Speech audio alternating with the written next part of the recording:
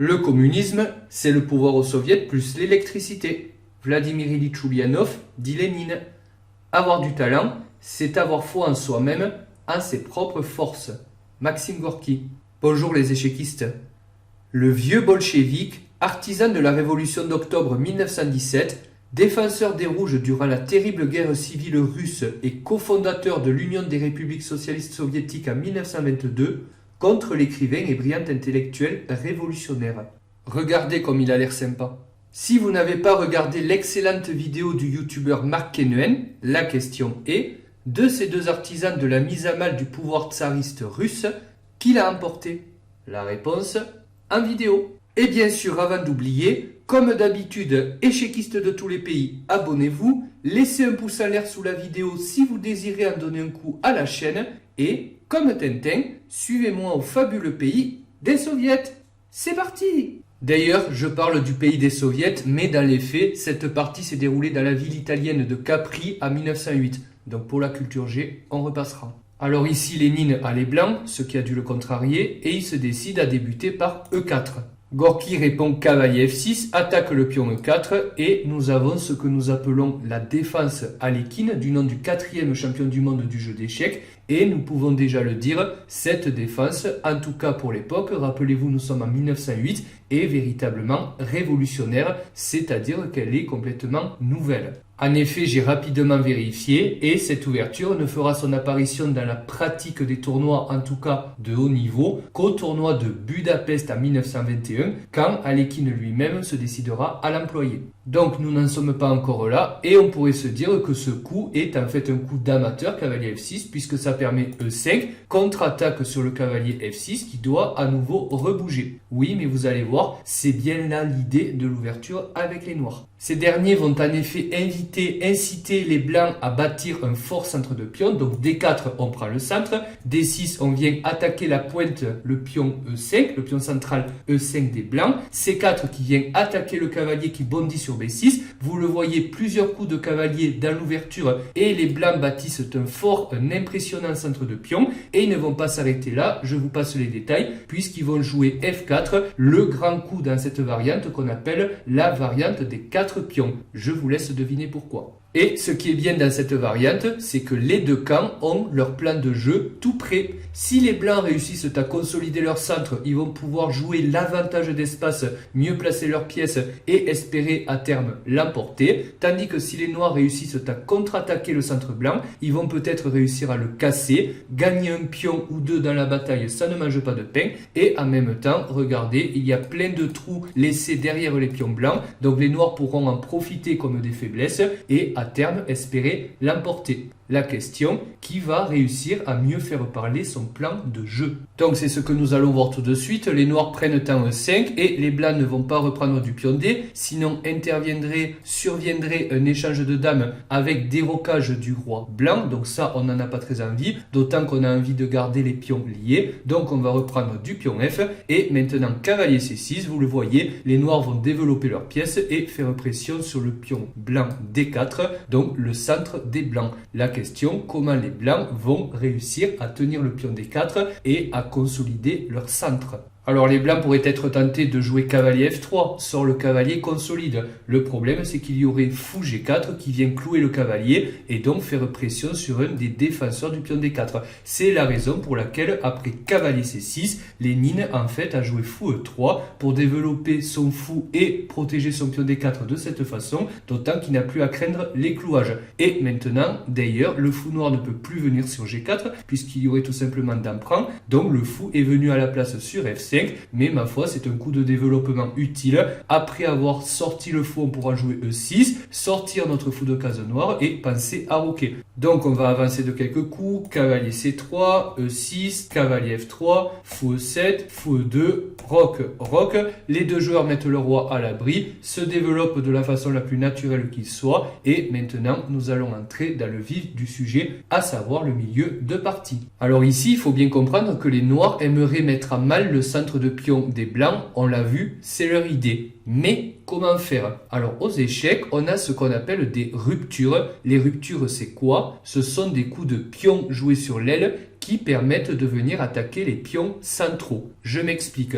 Ici, les noirs auraient 2 ruptures, me semble-t-il, à leur disposition. Je pense que vous serez d'accord. Il s'agit du coup C7, C5 pour venir casser ou en tout cas attaquer D4, mais on voit que le cavalier C6 gêne cette poussée de pions, et l'autre, c'est le coup joué dans la partie F6 qui permet de venir attaquer le pion E5. Donc, Gorky a bien compris la position, l'enjeu de la position, et il joue F6. Et ici, le camarade Lénine en profite pour mettre une option sur le fou de case blanche des noirs en jouant cavalier H4. Donc F prend E5, cavalier prend F5 intermédiaire, mais E prend F5, D5. Et nous allons faire une petite pause sur cette position. Et vous allez me dire, ou plutôt vous allez réfléchir, où est-ce que vous mettez le cavalier. Pensez-y, les noirs pour l'instant ont un pion de plus. Alors dans la partie, Gorky, qui on le voit à un bon niveau, a rendu le pion en jouant cavalier D4 et en centralisant son cavalier sur une case qui plus est faible, c'est-à-dire une case qui ne peut pas être défendue par des pions.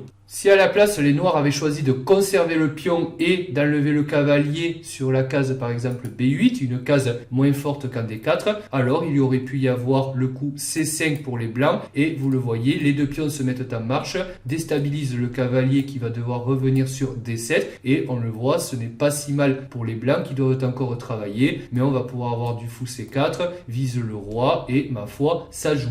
Attention tout de même au pion C5, donc peut-être qu'on peut commencer d'abord par B4 ou bien jouer un moment du C6. Bon, il faut faire attention, mais on le voit, les blancs ont du jeu. Dans la partie, Gorky a donc joué cavalier D4 et a rendu le pion après fou prend D4, E prend D4, dame prend D4, semble centraliser la dame blanche et récupérer le pion. Donc on a l'impression que tout va bien pour les blancs, mais en fait ce n'est pas si clair que ça et on va le voir, les noirs ont délibérément choisi de rentrer dans la stratégie de fou de couleur opposée. Alors, il faut comprendre que les fous de couleur opposée, à milieu de jeu, quand on a encore des pièces lourdes, la dame ou les tours, ça fait très peur, c'est très tranchant. Pourquoi? Parce qu'on a un fou qui va permettre d'attaquer sur une couleur de case que l'adversaire ne peut pas défendre. Ici, on a le fou de case noire des noirs qui permet d'attaquer une fois de plus sur les cases noires contre les blancs, contre le roi blanc notamment, et les blancs ont une pièce de plus pour attaquer sur les cases blanches, ce qui fait que le milieu de jeu va être très tranchant. Les noirs vont chercher un jeu sur case noire et attaquer le roi blanc sur cette couleur de case, et ça va être l'inverse pour les blancs qui vont chercher à attaquer le roi noir via les cases blanches.